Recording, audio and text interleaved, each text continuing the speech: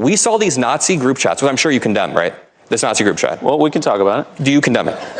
I want to talk about it. Wait, so when they said gas chambers, disavow. When they say gas chambers, you won't. So you're like JD Vance. You just won't condemn this? Well, I actually had JD on the show today. We had a whole conversation. You guys can all condemn this, right? Young progressive host Adam Mockler went up against far-right MAGA commentator Andrew Colvett. And if Andrew Colvett is a name that you don't know, he is the guy that was a producer for Charlie Kirk and has now taken over his show.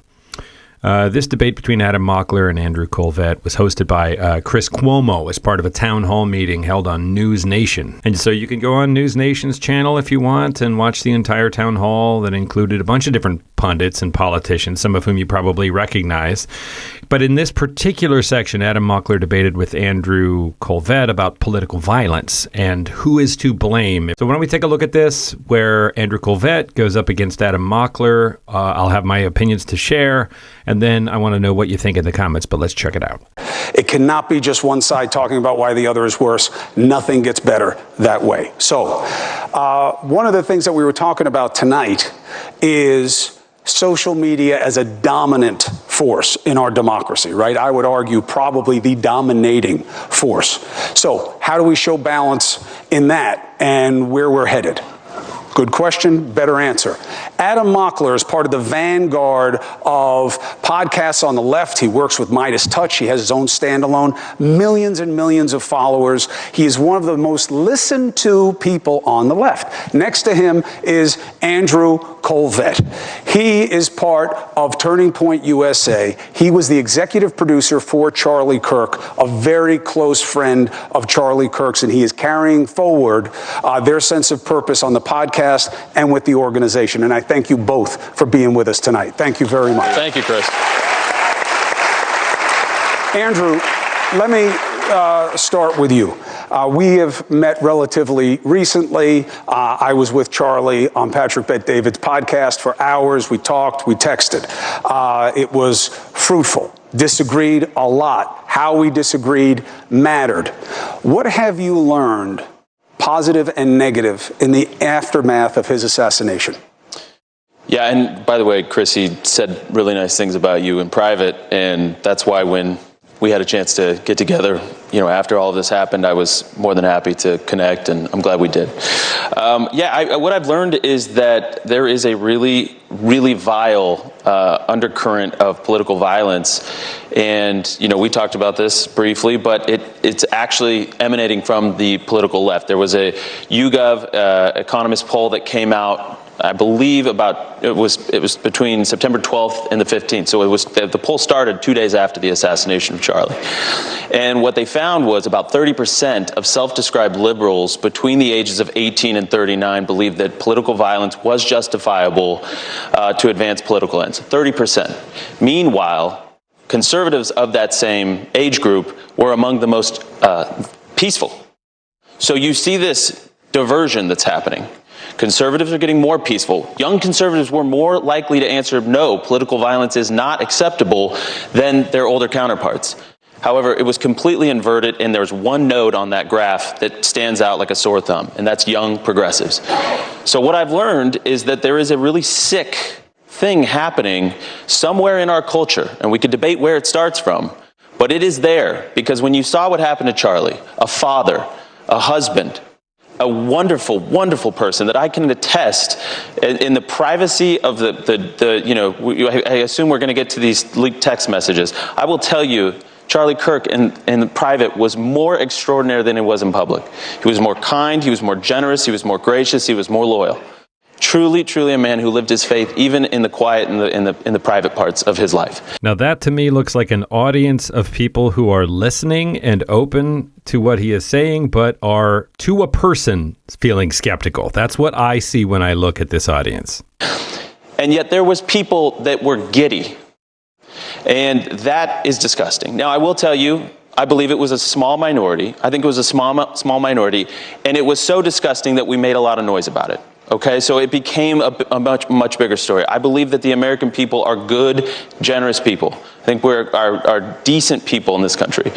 But the fact that there was even that many people that felt emboldened to say something or to jump on his grave or to be giddy at something that vile and gross is a disgrace, and it's a black eye on our country. Okay, so I don't know a lot about Andrew Colvett, and I understand that he was very close with Charlie Kirk, and I appreciate that, right? If what happened was horrible, and I understand that they were close friends and colleagues, and I can certainly understand the pain that this guy must be feeling. And, I think that Charlie Kirk said a lot of hateful things for which there are reasonable objections to, but I am also sure that, like everybody is quick to point out, he was a husband and a father and people liked him. And right. Okay. Granted, I'm not saying Charlie Kirk was an evil man per se. I do think he said some really problematic things as part of an overall dialogue that they're going to discuss further here. And I think it's really problematic. Look, I don't celebrate when he talks about people responding gleefully to Charlie Kirk's murder. I condemn that as well. I just don't think there's any room for that, and I think that makes everything worse. That being said, I think pointing at that coming from the left is pretty rich, considering that this president we have in the White House right now makes fun of disabled people, calls women despicable names, et cetera, et cetera. I don't need to relitigate what's coming out of the White House and calling, just all of it, right? So you can't point at the left and be like, well, this is really despicable. Now, I know we're all in our own bubbles. We're all in our own silos. I don't sit and watch a lot of right-wing content. I tend to have the algorithms serve me things that it thinks I'm gonna like, and I'm sure that's true on the other side too.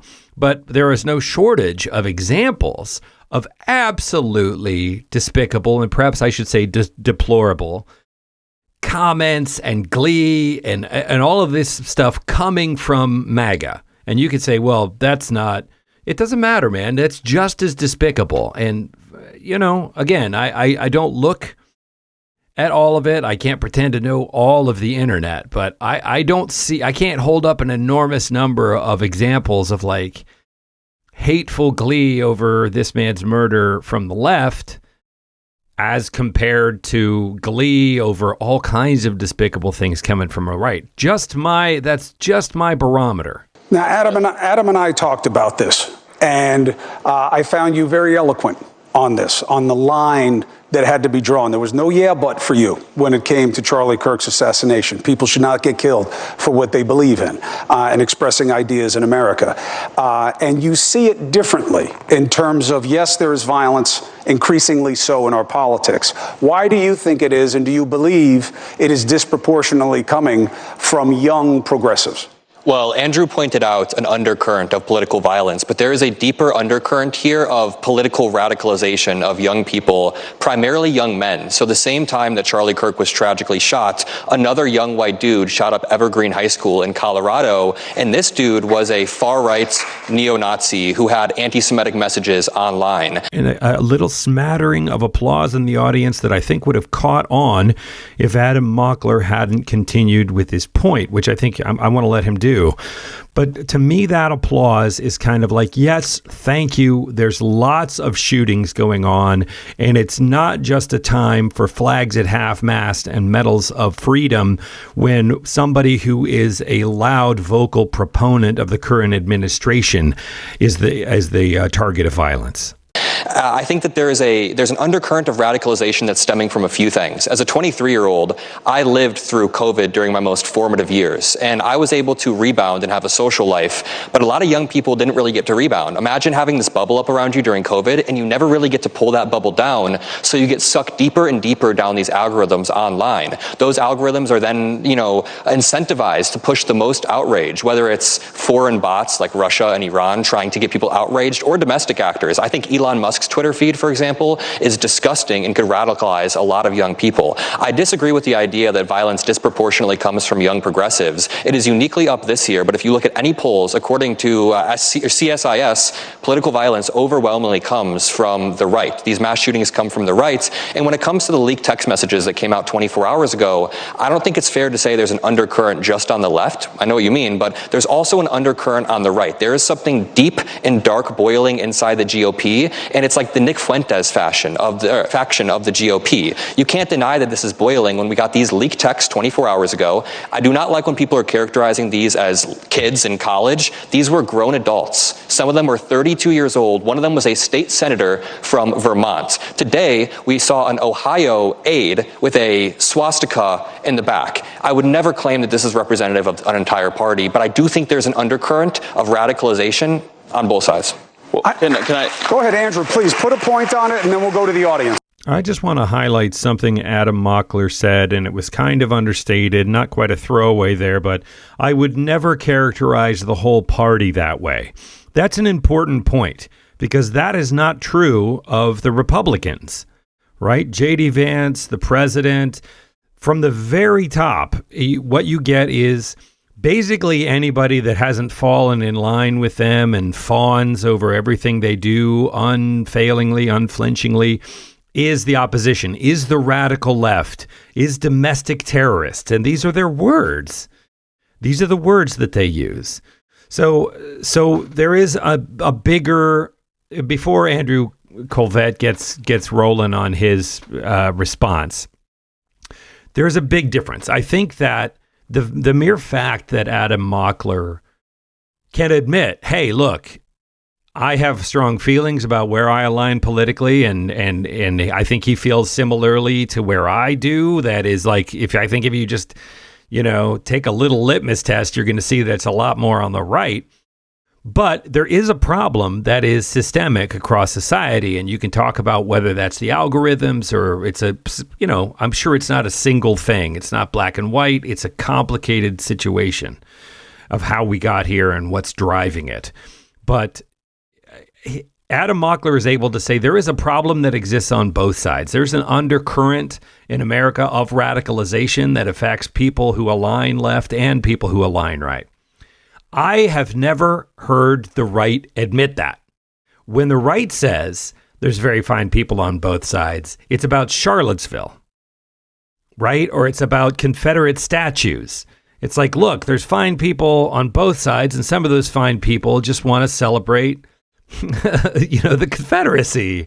We're going to hear Andrew Colvett give his rebuttal here, but to me, there's been no bigger radicalization engine for violence in modern American politics than Donald Trump himself, our now 47th president. He calls his enemies fascists, when interestingly he says his enemies are Antifa. Antifa is now a terrorist organization, a domestic terrorist organization in his view. Antifa literally is... it's short for anti-fascist. It's not an organization. It is a movement of people who oppose fascism and fascist tendencies. So you do the math. If your enemies are the anti-fascists, that puts you where? You just take all the time you want. There's not going to be a quiz. But Donald Trump calls his enemies vermin. He says that he hates his enemies. He said at Charlie Kirk's wake to Charlie Kirk's wife, after she said, "This young man, I forgive him. This young man who murdered my husband, I forgive him because that's the Christian thing to do." Trump said, I can't do that. I can't do that. I hate my opponents, because he's just not wired for it. He's just not capable of it. And I think that is incredibly telling. We've known it all along, folks. I mean, come on. We've known it all along. And then J.D. Vance goes on the Charlie Kirk podcast with Andrew Colvett and said all of these recent text messages, all this literal horrible Nazi stuff, said, these kids are saying edgy things. That's what kids do. These aren't kids. There's at least one member of Congress. These are adults. They're in their late 20s. They're in their early 30s. I'm sure there's some younger people as well. But, this downplaying of the stuff that feeds their side, that's one thing when you can plausibly argue that, there's people who want to do it this way and there's people who want to do it another way. And that's democracy as we hash it out. We're talking about literal Nazi sentiments.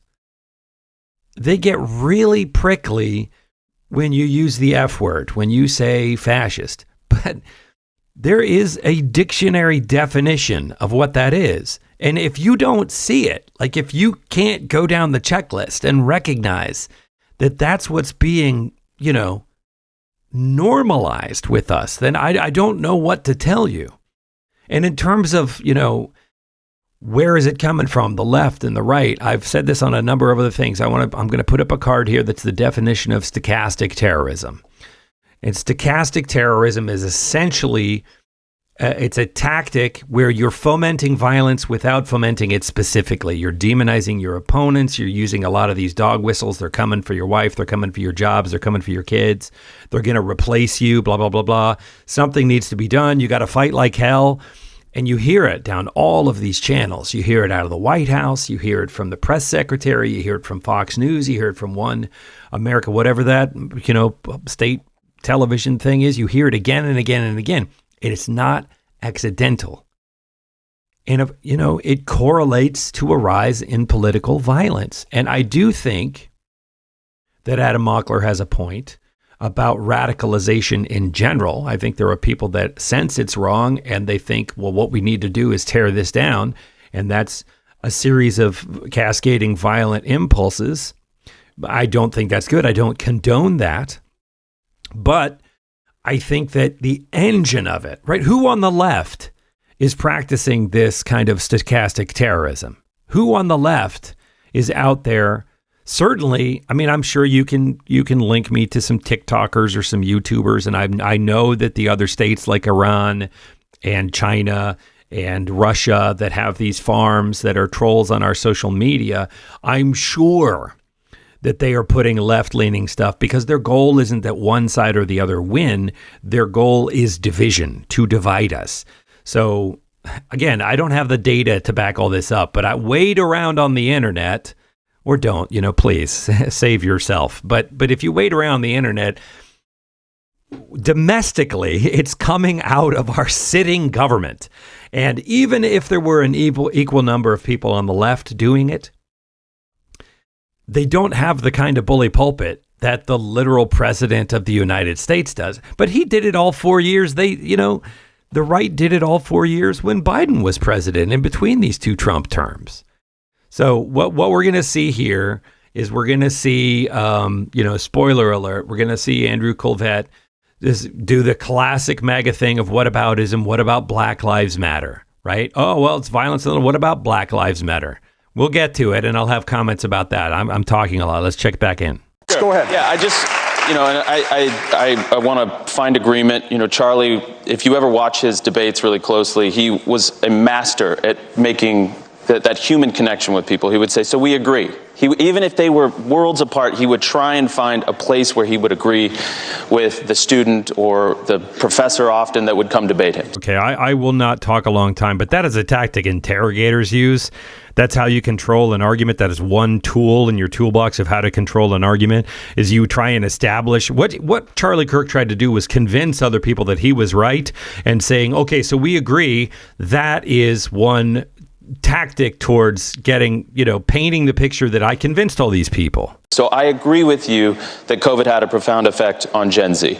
I did not live through that, and my heart goes out to Gen Z students that lost their proms and their graduations from that and lost their social lives.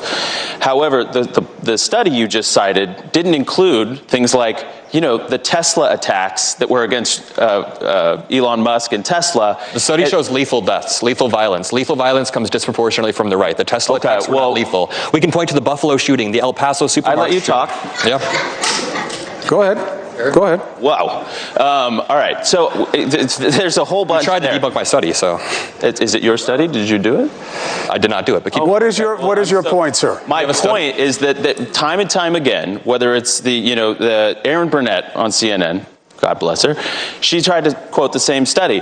They didn't include a lot of what we would consider left-wing violence in that study, okay? First of all. Second of all, my dear friend was just killed by left-wing violence, assassinated in cold blood. There has been how many ICE facilities that have been targeted?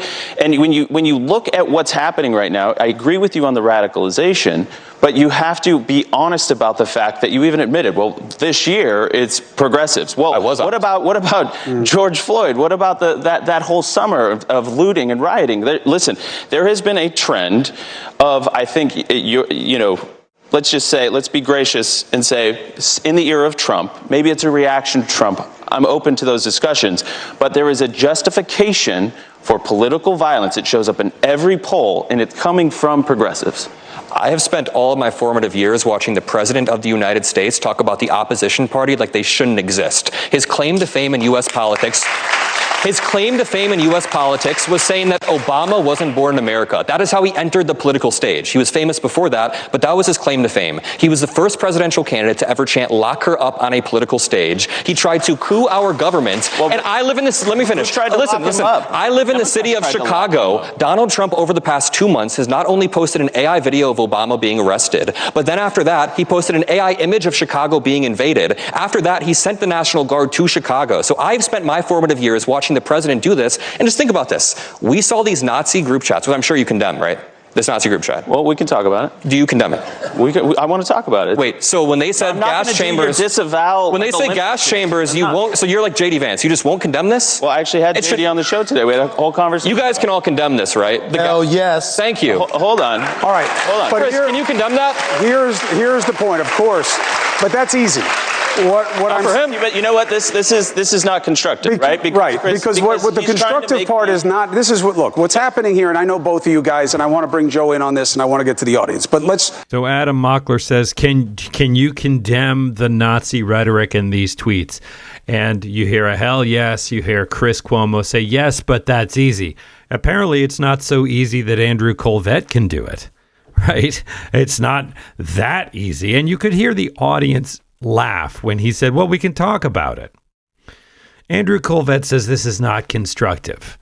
Hey, Chris Cuomo, why don't you just let me continue to say that all the problems are because of this left-wing faction of radicals, right? I mean, that's all that Andrew Colvett wants out of this is to, I've done other videos about this. He wants to paint his version of reality and assert confidently that that's the alternate reality in which we should all be believing in.